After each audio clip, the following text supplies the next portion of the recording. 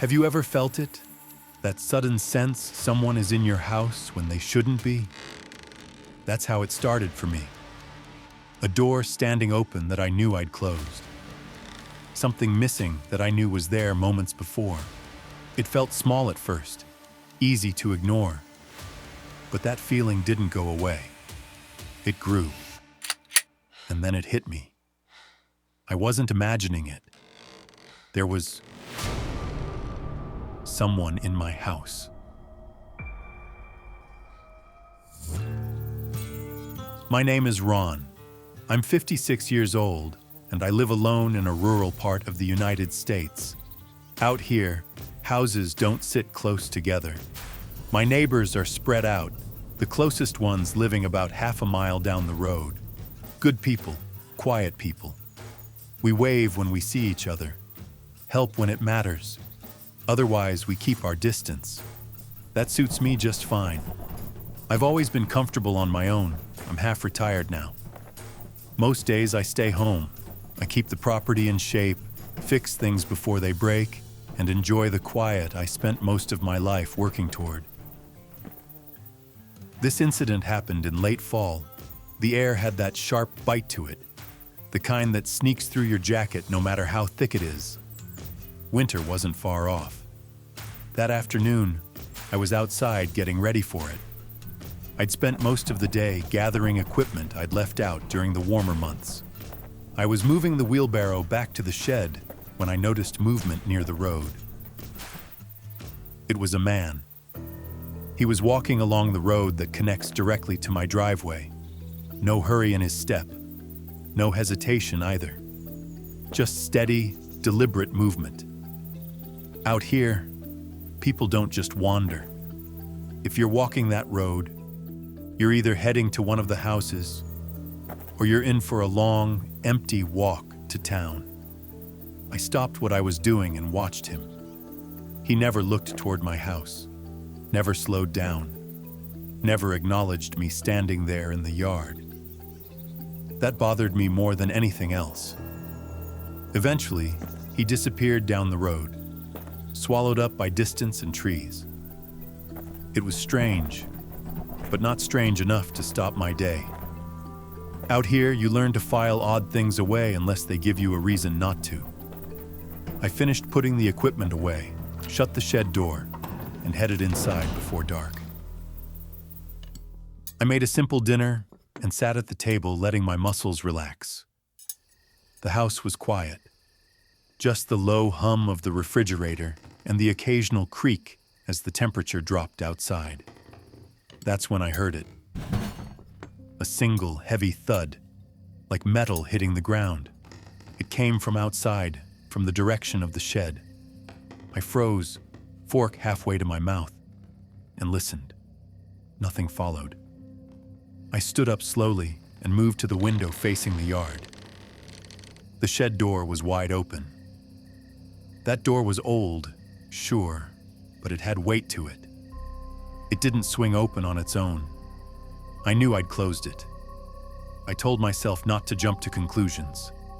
I grabbed my jacket and headed outside, telling myself I was overthinking it. Still, something about the silence didn't sit right. I moved toward the shed slowly, listening for movement. Nothing. I turned on the lights when I entered. At first glance, everything looked normal. Then I noticed it. One of my tools was gone.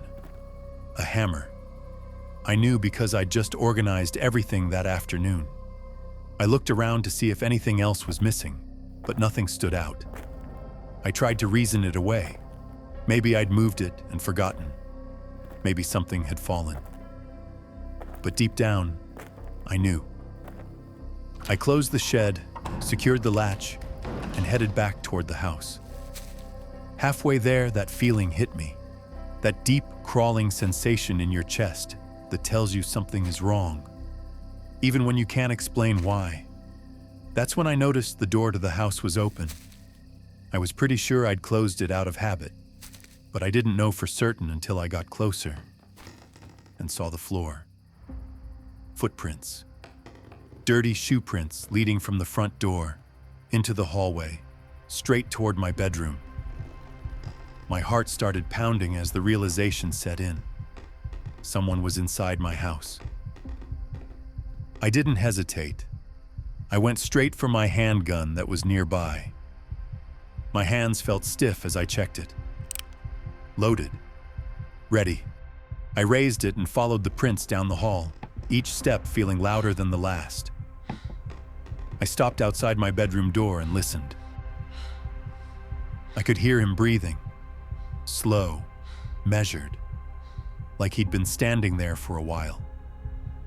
I held my breath without realizing it, afraid even the sound of it might give me away. The hallway felt narrower than it had a moment ago, the walls closing in as my grip tightened around the gun. He leaned out slowly, like he already knew exactly where I was standing. We locked eyes. For a second, neither of us moved. His face wasn't scared. There was no panic, no surprise, just anger. And in his hand, my hammer, the same one that I noticed missing from the shed. My mouth went dry. I shouted for him to stay back, my voice cracking despite my effort to keep it steady. The gun was raised, aimed at his chest, but my hands felt numb, like they didn't quite belong to me anymore. He didn't say a word. He just stared at me, eyes flicking once to the gun, then back to my face. That's when it hit me how close he was, how little space there was between us. Out here, help doesn't come fast.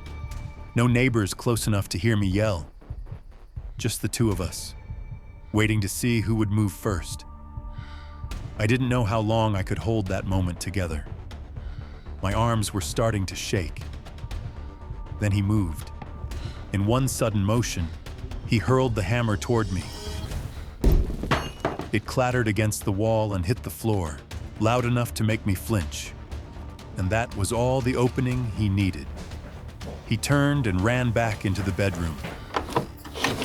By the time I reached the window, he was already gone, a dark shape cutting through the field behind my house, swallowed by tall grass and darkness. And just like that, he was no longer inside my home. But the damage was already done. I locked the doors and sat at the kitchen table until morning, the gun within reach. When daylight finally came, it didn't bring the relief I expected. The same questions kept circling through my head. How much of my routine had he already seen? And what would have happened if I'd gone to bed instead of making dinner? That question doesn't just belong to me. Because the night I noticed those footprints, I didn't do anything unusual. I was just home, doing what I always do. And that's how it could happen to you too.